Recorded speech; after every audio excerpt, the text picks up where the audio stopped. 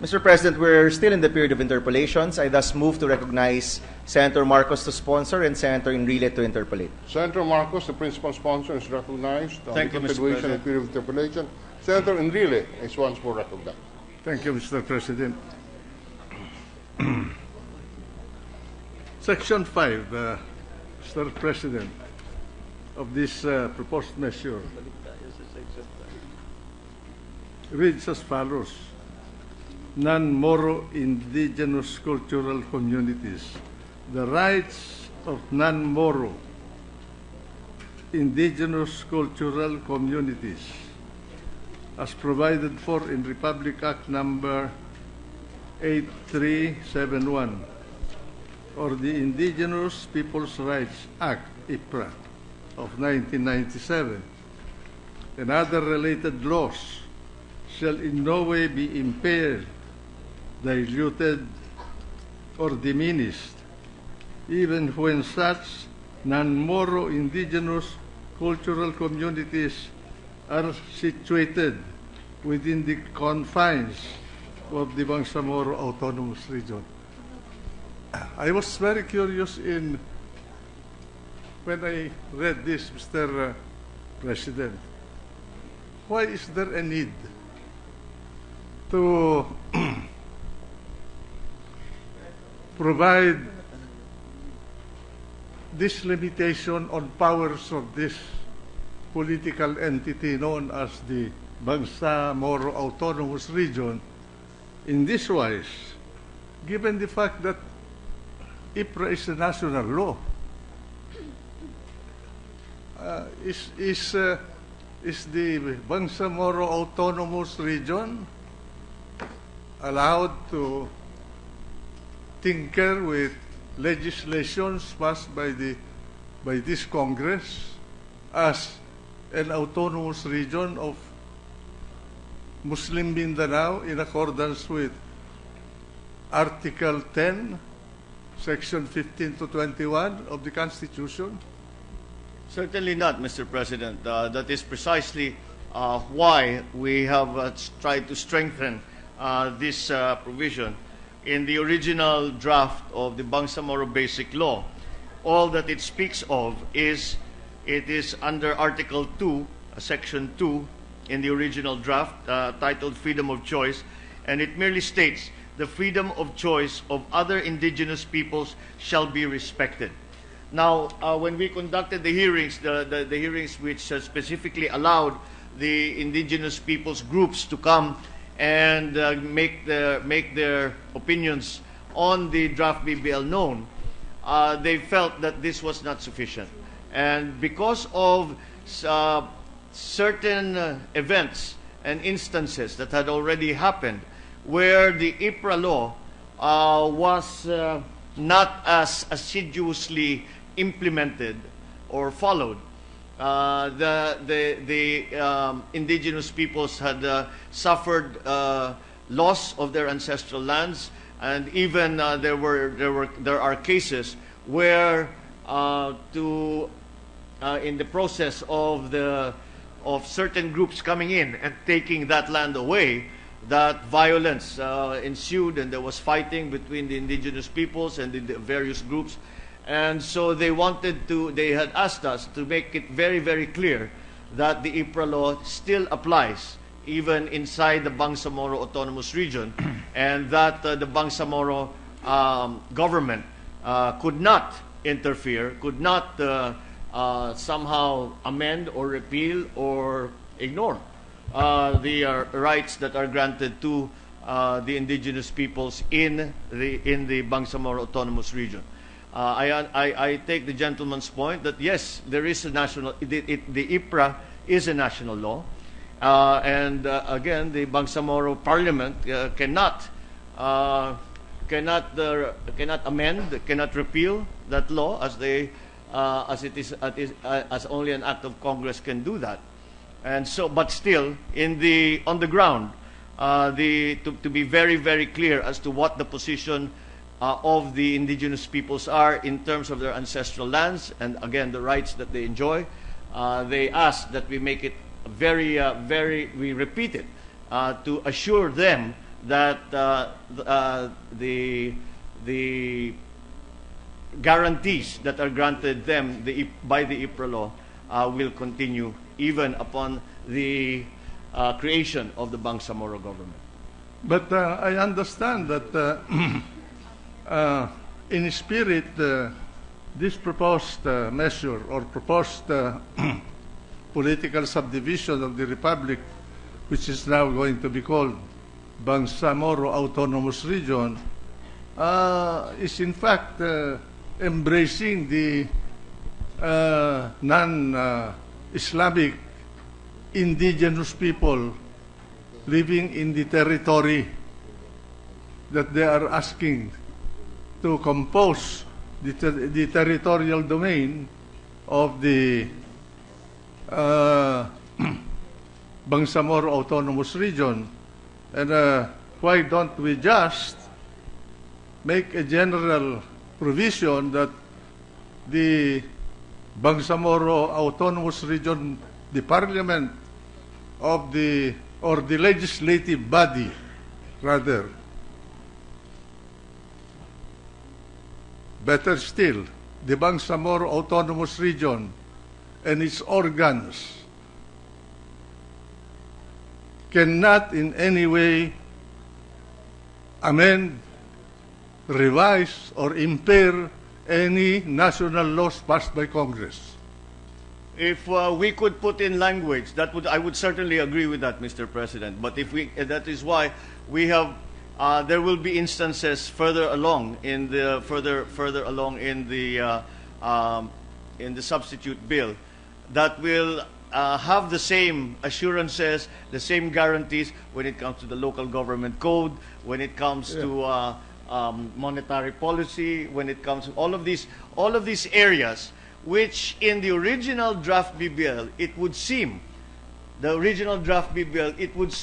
the original draft would allow somehow the Bangsamoro Parliament to make those amendments of national law. And so again, because this was of great concern to many quarters, not just the indigenous peoples, but also local governments, also the Department of Finance, again, there are many instances of this. We wanted to repeat and to make sure it may be redundant, it may be redundant, but it serves again, since as I have explained, this is not only a legal document, it is also a political one, and to make an assurance to those groups that the national law that applies to them will be respected and will be followed by the Bangsamoro government. Well,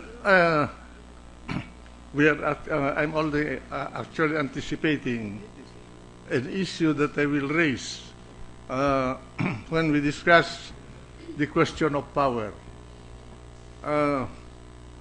Because my understanding of the general structure of this proposed law, in case of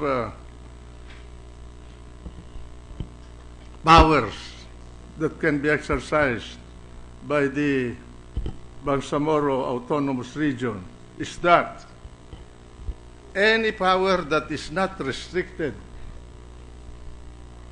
is within the power of the Bangsamoro Autonomous Region, and this model is quite dangerous, because it is the national government that is restricting itself. It says, these are the powers that I will retain, and anything that I did not restrict here, it is within your jurisdiction to legislate on. That is right. That was the same reaction that we had to the original draft BBL. So I think the principle that it simply needs to be followed. Again, on Article 10 of the Constitution, it is very clear which powers are devolved and shared by the Bangsamoro government, and by hewing strictly to that enumeration of powers, I think that we are on safe, solid ground, Mr. President. That's correct, Mr. President.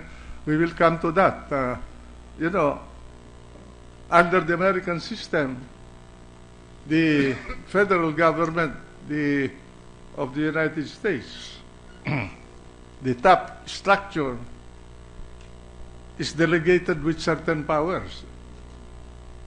The ramparts exercise all powers not delegated to the federal government. And it seems that this is the model that they are actually trying to copy, except that in the case of this proposed law, the national government will be the one saying, I will reserve all these powers, and anything that I did not reserve or I did not restrict is within your power to exercise, which I think is quite very liberal. So we will come to that. And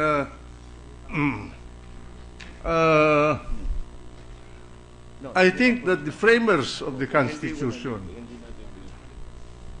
were aware of the dangers of this political exercise, and that is why they constitutionally enumerated the powers that could be delegated to the autonomous regions that they contemplated when they recommended the adoption of the 1987 Constitution to be limited only to those that were written in the Constitution. And so therefore, I will argue that this Congress is bereft of any power to enlarge what was constitutionally granted in the Constitution and as authorized by the Filipino people when they ratified that Constitution. Quite so, Mr. President. And but we have approached the enumeration of shared powers and devolved powers from a different from the opposite perspective, actually, and and said that if it is not granted in the Constitution, if it is not part of the enumeration of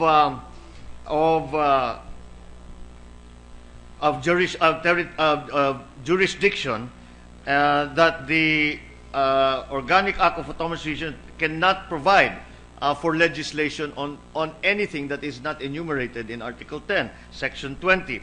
But to return to the question of the indigenous peoples and the IPRA law, the question is, if you will note in Section 20, the number 3 in the enumeration of powers is ancestral domain and natural resources.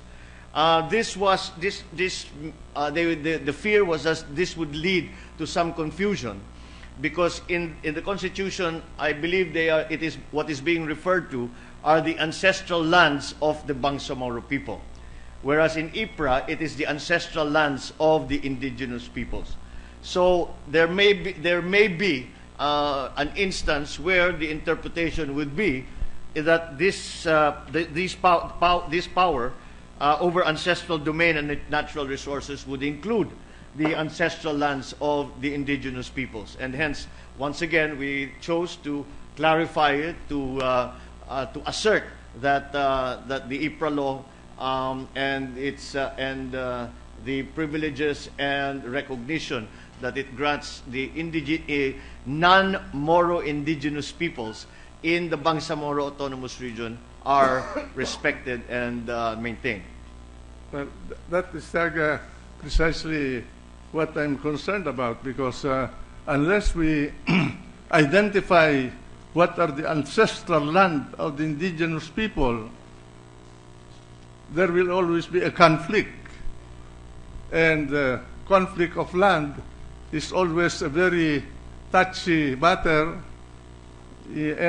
among ethnic groups. It has caused the turmoil, political turmoil and strategic turmoil in this planet. So I think we have to define it very clearly in order to prevent a seed of conflict to be planted in this law.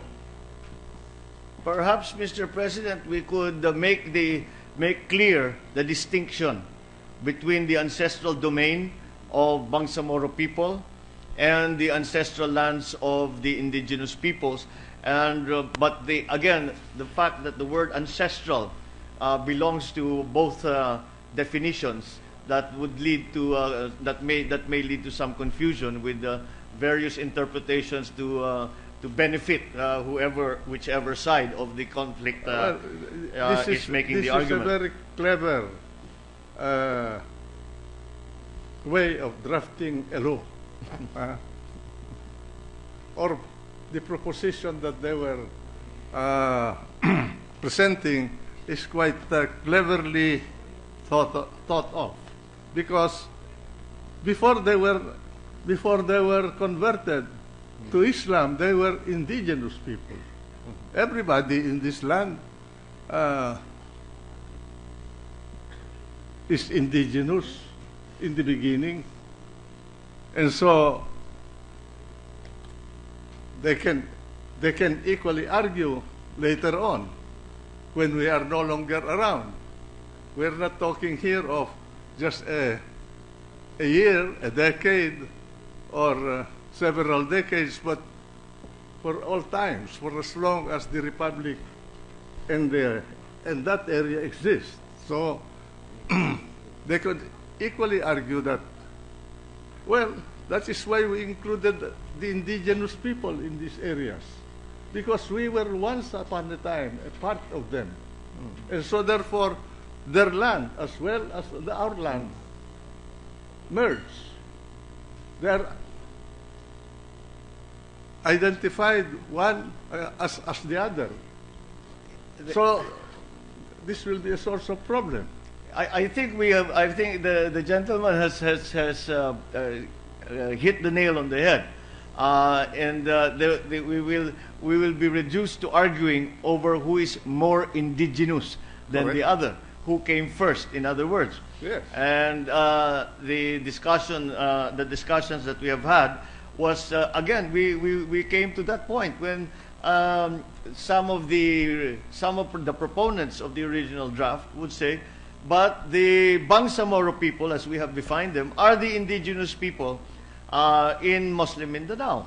And of course, the tribal groups, the IPs, the non-Moro IPs, then argued in return, saying that, but we were there before you were, before Islam was there, and therefore we cannot be defined as Bangsamoro people, and we have ancestral lands, and our ancestral lands and the recognition of our ancestral lands must be respected.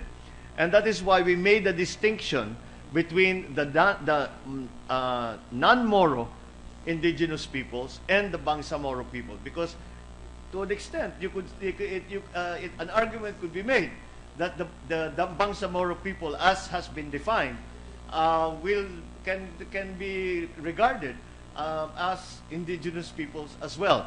And exactly this is precisely where the confusion started to manifest itself. And again, that is why we tried to make it very clear that the non-Moro indigenous peoples and the IPRA law that protects them and their ancestral lands and their culture are recognized. By the way, do we have any historical record to prove the period when Islam was introduced to this country, or at least in this part of the world? Because Islam started in the 7th century. And I'm sure that before that time, there must have been people in this land. And so when Islam, the wave of Islam, burned Europe as well as Central Asia, Asia and Southeast Asia with their faith, they found these indigenous people and converted them. So there is a merger between the historical roots of both members of Islam in these parts of the world and those who do not believe in Islam. I think the date the period rather that can be used as the beginning for the increasing influence of the Muslim faith in southern Mindanao can be traced back to the influx of these religious influences into Muslim Mindanao. Subsequent to that was the conversion of the locals, and I believe that was the process. I am trying to look back on our notes because this was something that we discussed also to try and find exactly what that date. The Islamic historians have nailed down the precise, well, at least the area, the period in which what records we have show that Islamism began to enter into what we now know as the Philippines.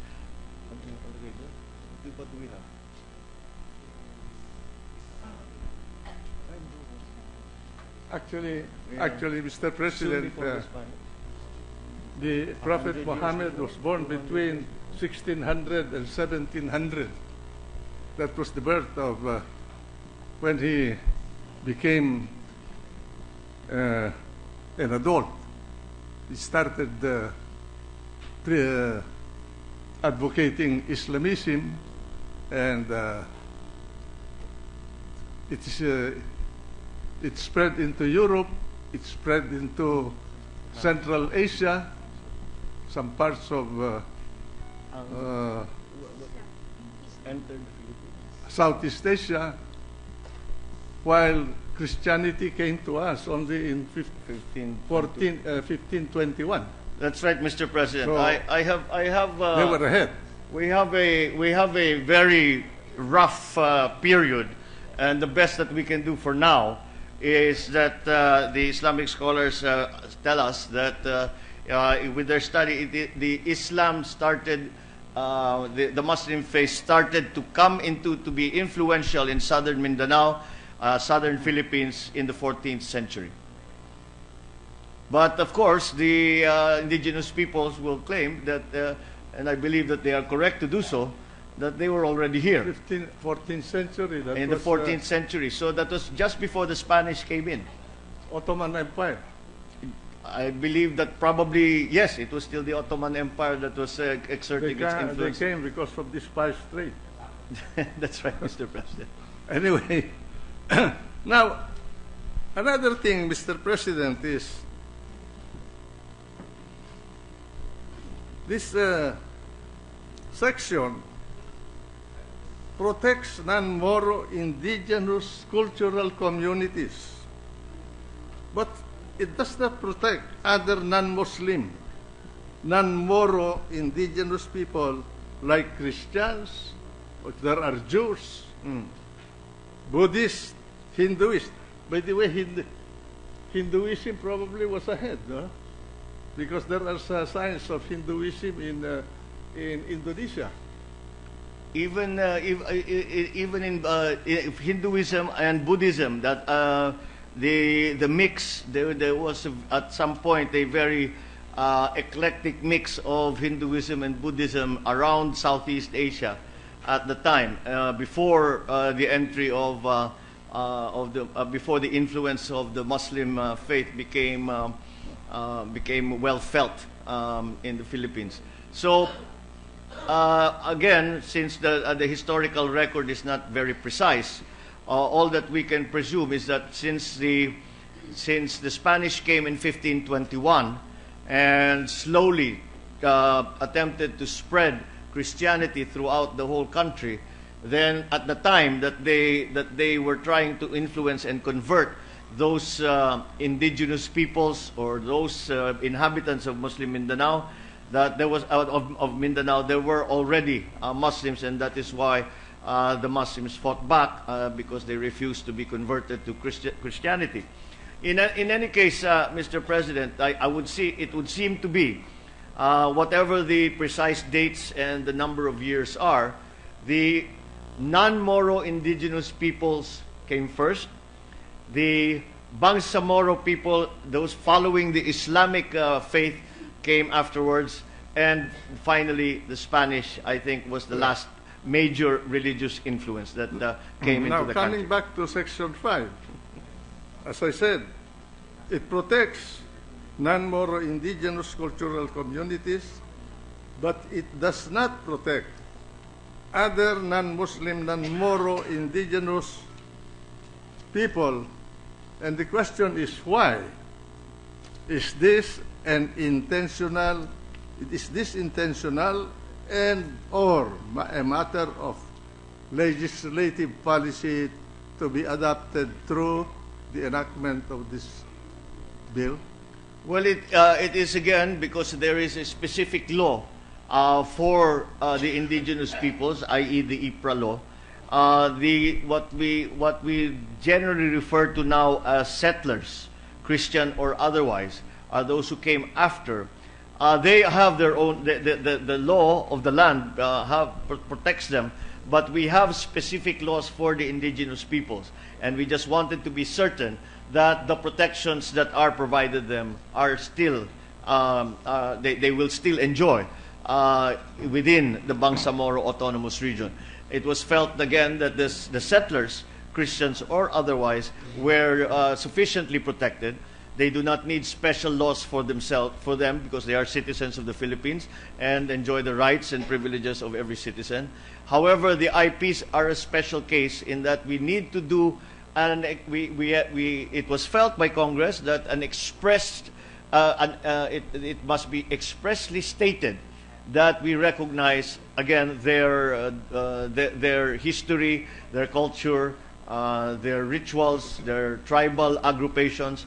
And that certain those kind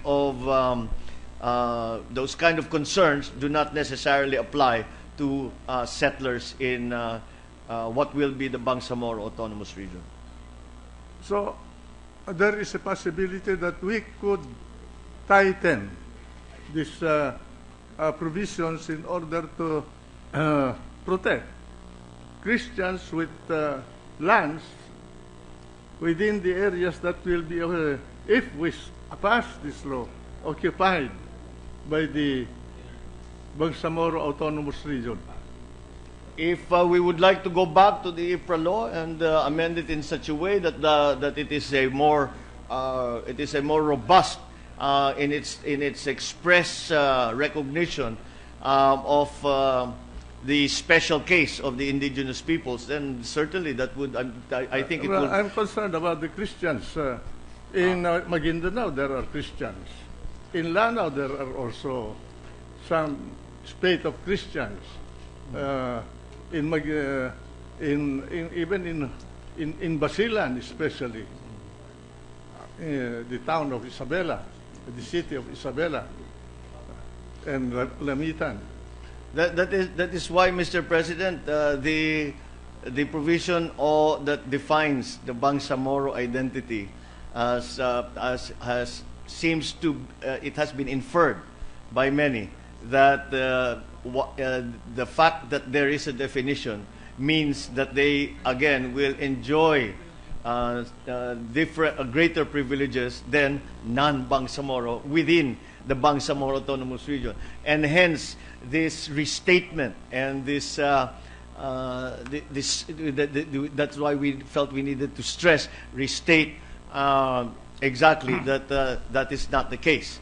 That despite the fact that there is a definition, a category for Bangsamoro people, it does not accord them any special status in the law, even within Bangsamoro Autonomous Region. That is, you're correct, but there is a deeper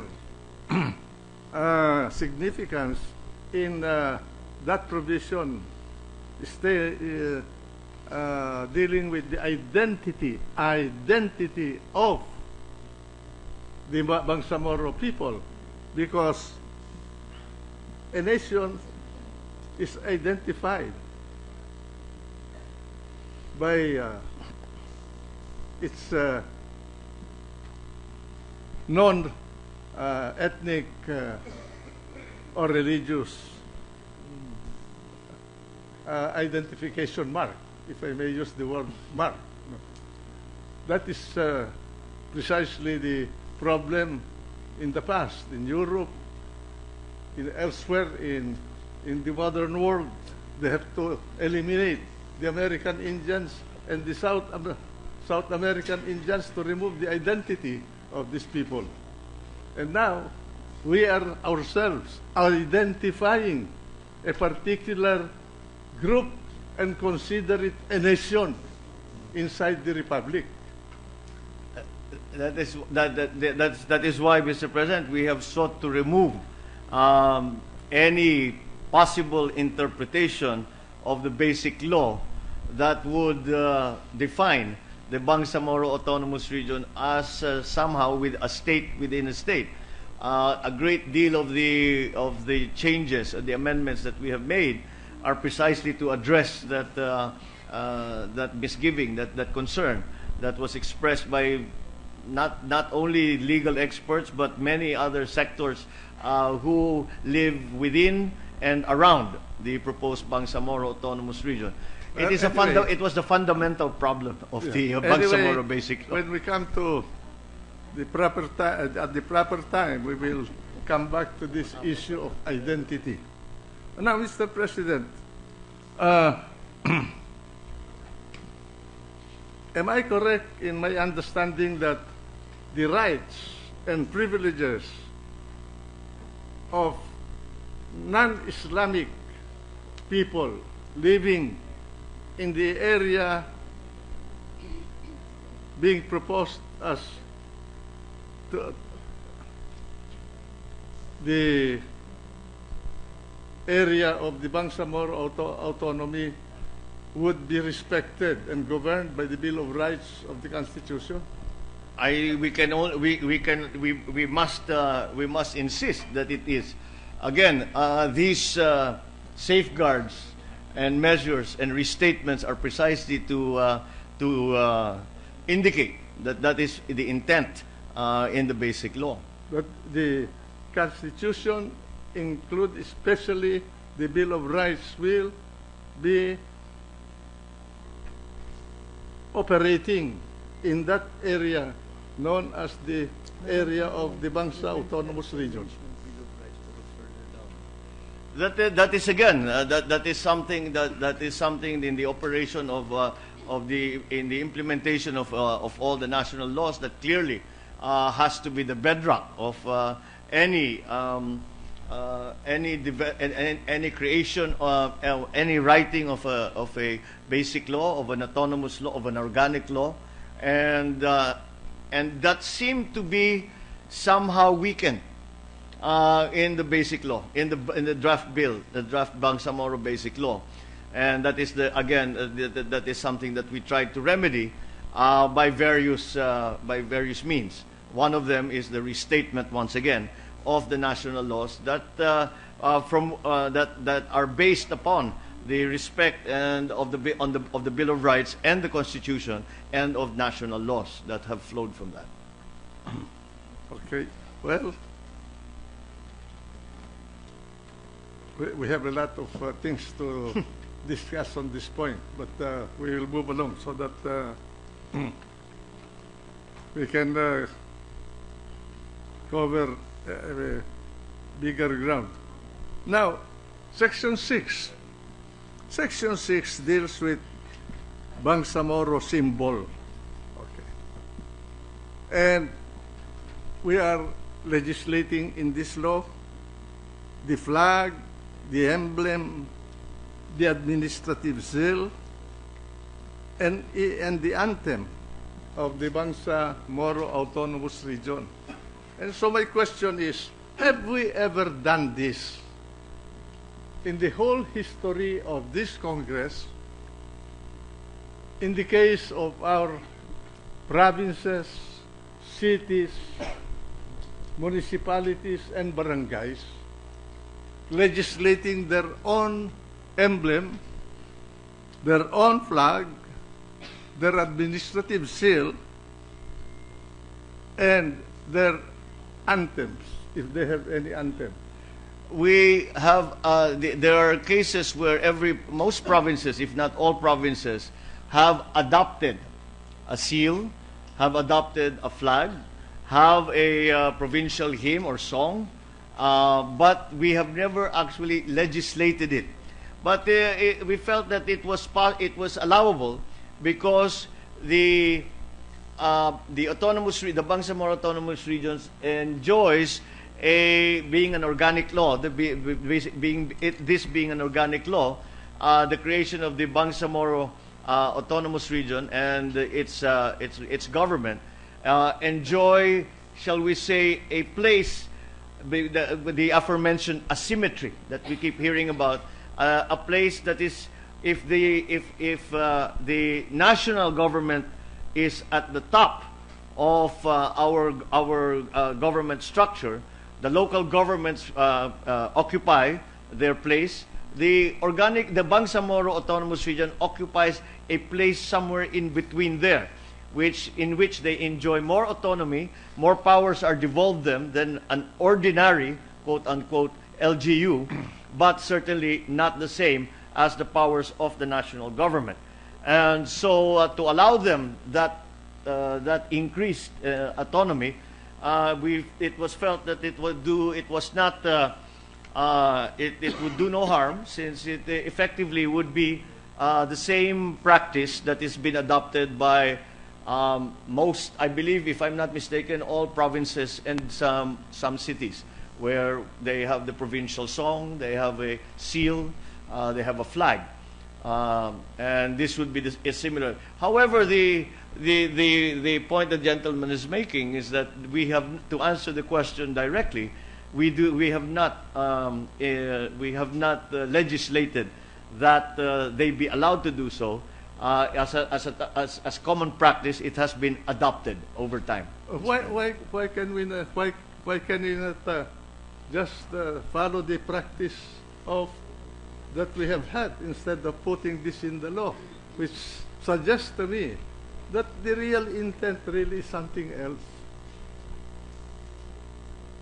Well, Mr. President, I think that, again, since it is a common practice with other LGUs, it will not make in any way the Bangsamoro Autonomous Region distinct or threaten in any way the position of the national government vis-a-vis the Bangsamoro Autonomous Region. However, the fact that it is being legislated, perhaps therein lies the difference, and I do not see that it would be necessary. I think perhaps I can only surmise that it is an expression of the additional autonomy that the Bangsamoro region enjoys. Well, on the other hand, other audiences that observe us as a national community might take the impression that we have indeed recognized the existence of a separate nationality within our republic and invested them with the trappings of a state, even though this bill is silent, because only states have flags to symbolize the sovereignty of the nation. That's the symbol of the nation. We die for that flag. We have a national anthem which have been sung before we open the session this afternoon. And then we have the seal that is impressed on our official historical documents in order to establish the continuity of our people, and so many other things. Now, if we are going to give all of this, then in effect, we are building the aura of a nation, of a state, although it is tied up with us in a strenuous manner. Well, and if they have the economic strength and military strength in some future time, then they'll say, you are the ones who gave us all of this. You recognize us. You were the first to recognize our identity, our separateness from the whole, and now we say goodbye. It is that possible that the possible will be possible in the future that from the reading once again of the proposed draft BBL that it would be allowable or possible, or it would encourage the Bangsamoro government to assert its independence from the Republic of the Philippines, and that's why we have tried to put in the safeguards. To return and expand on the point of the practice of local government units, the difference in what we have in the local government code is, in the local government code it states the local government units may continue using, modify, or change their existing corporate seals. They may create their own corporate seals. It shall be registered in the Department of Local Government, and any change should be approved. And any government entity, including the military, this is RA 8491, may adopt appropriate coat of arms, administrative seals, logo, insignia, badges, patches, and banners, and initiate awards, orders, or declarations as may be authorized by Congress or the Office of the President. In this case, we are in this form of legislation, the language is much more assertive.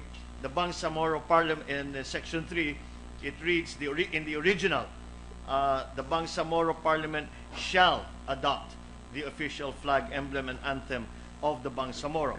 This has been amended to read now in the substitute bill. It is mandatory. Yes, it is mandatory, Mr. Yeah. President. That is the essential difference.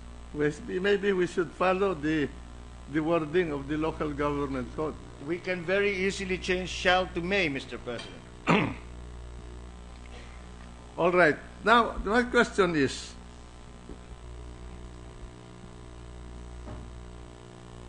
will the national flag of the Republic be hoisted every day in all government buildings, public buildings, monuments, other public places in the Bangsamoro Autonomous Region? No, sir. There is no language. No, Mr. President. There is no language in the basic law that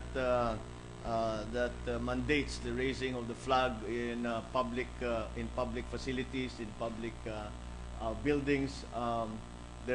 We have not made any mention of. Is the flag law operational Almost certainly, Mr. President. in the Bangsamoro? Yes, Mr. President. Of course, it is a national law, and No, if it's operational, that is what the flag law says, that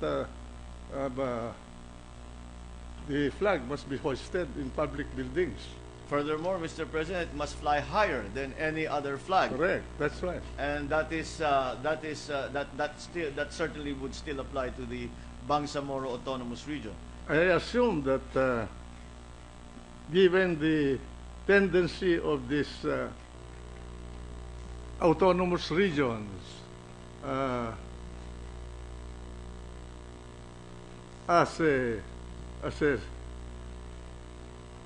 higher level of being a political subdivision of the Republic, that they will also have parades, have some political activities. And if so, if their flag is hoisted and the Philippine flag as provided in the flag law must be also hoisted, which flag has the place of honor? Well, Mr. President, the flag law would still apply, and no other symbol or flag can fly higher than the national flag, and the place of honor belongs to the Philippine flag.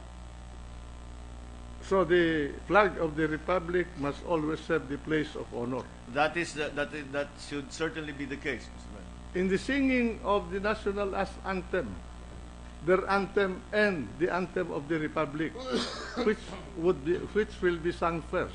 The national anthem would be sung first. The national anthem. Do they register coastwise or ocean-going vessels? No, Are they authorized to do that? They do not have that authority, Mr. President. They do not have the authority to register. They cannot flag. They cannot flag their vessels that ply international waters as a Bangsamoro vessel. It can either be Philippines or any other flag to any other sovereign nation. But within their assigned waters, they have a coastwise trade. Well, it would be akin. We would then fall back onto the identification of boats that are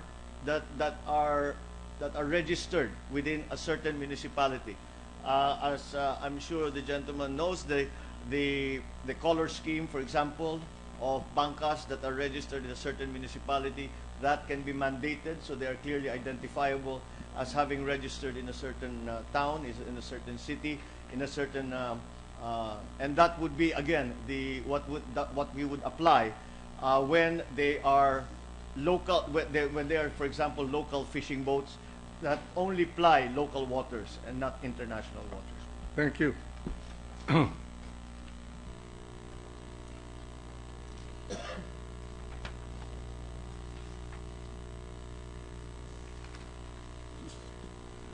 Section 7 deals with traditional Islamic institutions.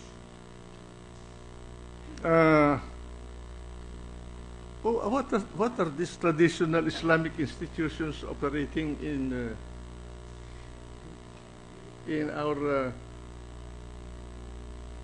Mindanao? This refers to mostly the sultanates and the royal houses. The sultanates. The sultanates and the royal houses that Yeah.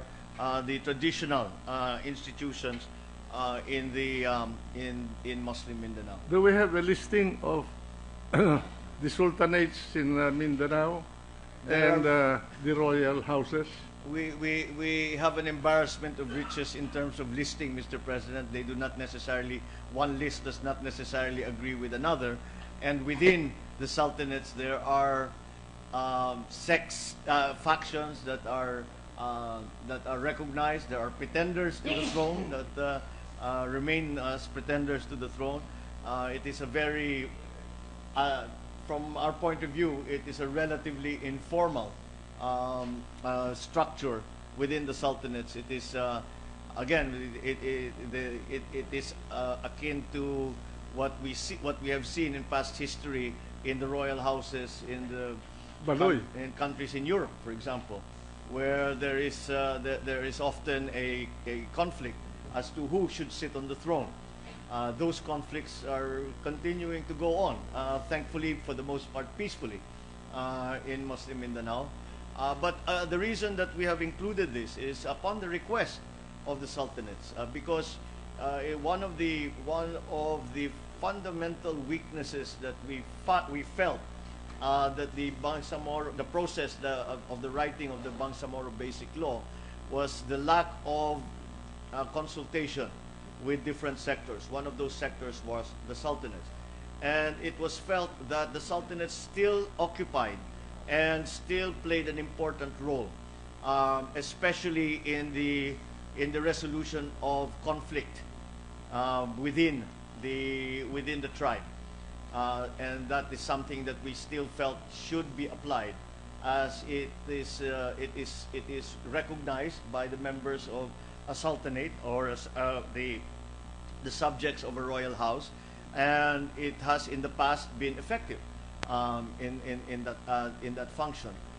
Furthermore, it is again a continuing recognition. If we are going to say that we recognize the differences in culture and history and religion and law, the Bangsamoro, then we must, to be consistent, also recognize the differences and the distinct cultural heritage, the cultural heritage, again, the history, the operation of their internal laws, so long as they are not in violation with any of our national laws.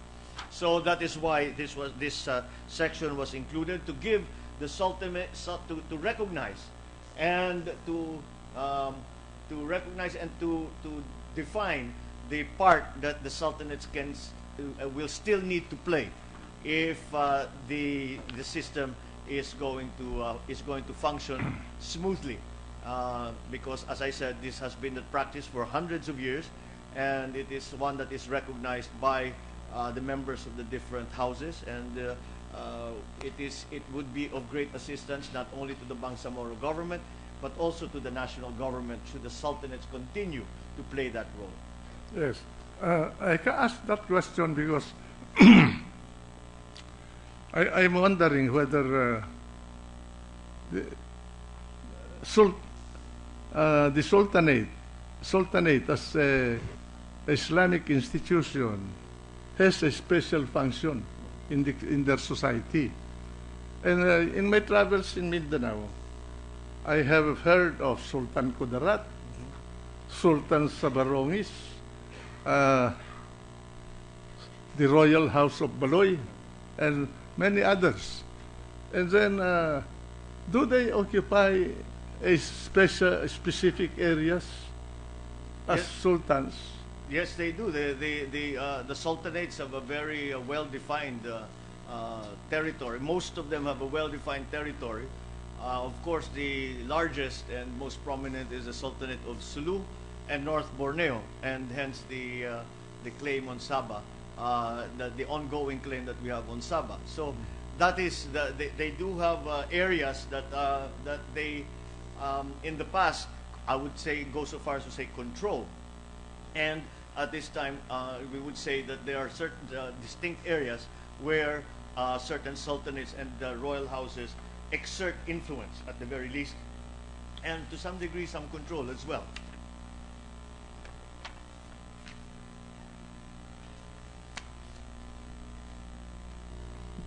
Mr. President, may I request that I'll stop my interpellation. Next time I will deal with Article 3 of this proposed measure. All right. Mr. Majority Leader. Mr. President, I move to suspend consideration of Senate Bill number 2894 under Committee Report number 200. Consideration of the measure is suspended. And instances that had already happened where the IPRA law was not as assiduously implemented or followed. The indigenous peoples had suffered loss of their ancestral lands, and even there are cases where in the process of certain groups coming in and taking that land away, that violence ensued, and there was fighting between the indigenous peoples and the various groups.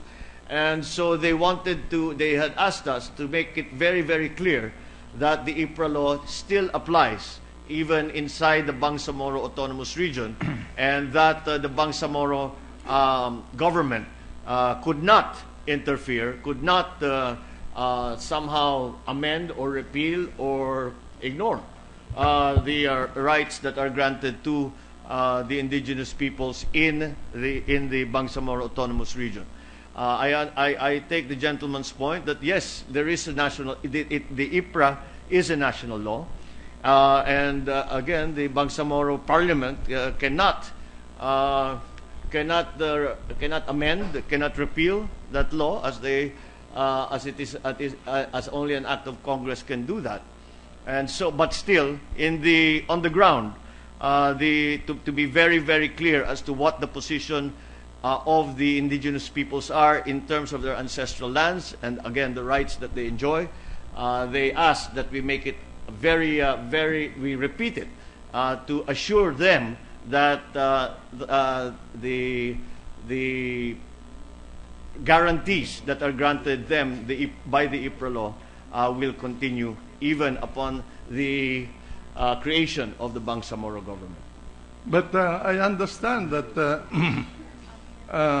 in spirit, this proposed measure or proposed political subdivision of the Republic, which is now going to be called Bangsamoro Autonomous Region, is in fact embracing the non-Islamic indigenous people living in the territory that they are asking to compose the territorial domain of the Bangsamoro Autonomous Region. And why don't we just make a general provision that the Bangsamoro Autonomous Region, the parliament of the, or the legislative body, rather,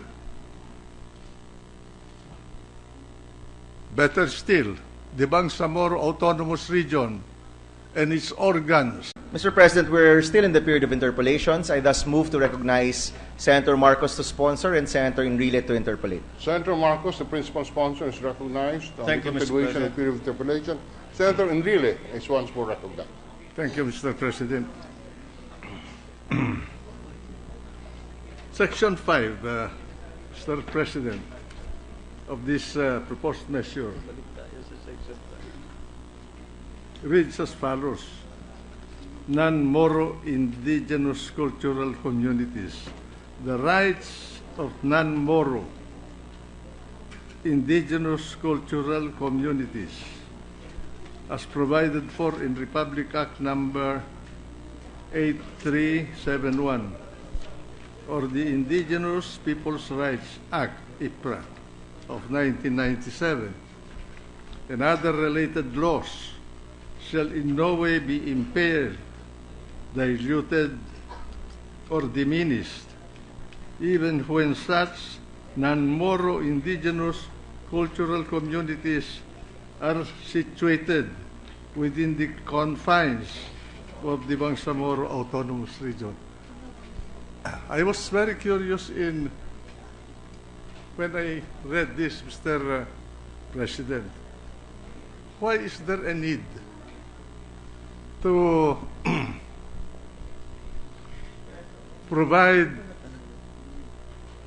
this limitation on powers of this political entity known as the Bangsamoro Autonomous Region in this wise, given the fact that IPRA is a national law? Is the Bangsamoro Autonomous Region allowed to tinker with legislations passed by this Congress as an autonomous region of Muslim Mindanao in accordance with Article 10, Section 15 to 21 of the Constitution? Certainly not, Mr. President. That is precisely why we have tried to strengthen this provision. In the original draft of the Bangsamoro Basic Law, all that it speaks of is, it is under Article 2, Section 2, in the original draft, titled Freedom of Choice, and it merely states, the freedom of choice of other indigenous peoples shall be respected.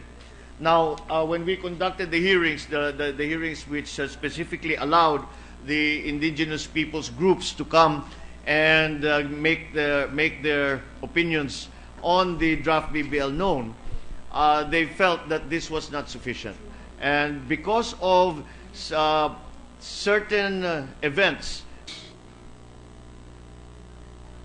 cannot in any way amend, revise, or impair any national laws passed by Congress. if we could put in language, I would certainly agree with that, Mr. President. But if that is why we have, there will be instances further along in the in the substitute bill that will have the same assurances, the same guarantees when it comes to the local government code, when it comes to monetary policy, when it comes to all of these areas, which in the original draft BBL, it would seem that the original draft would allow somehow the Bangsamoro Parliament to make those amendments of national law.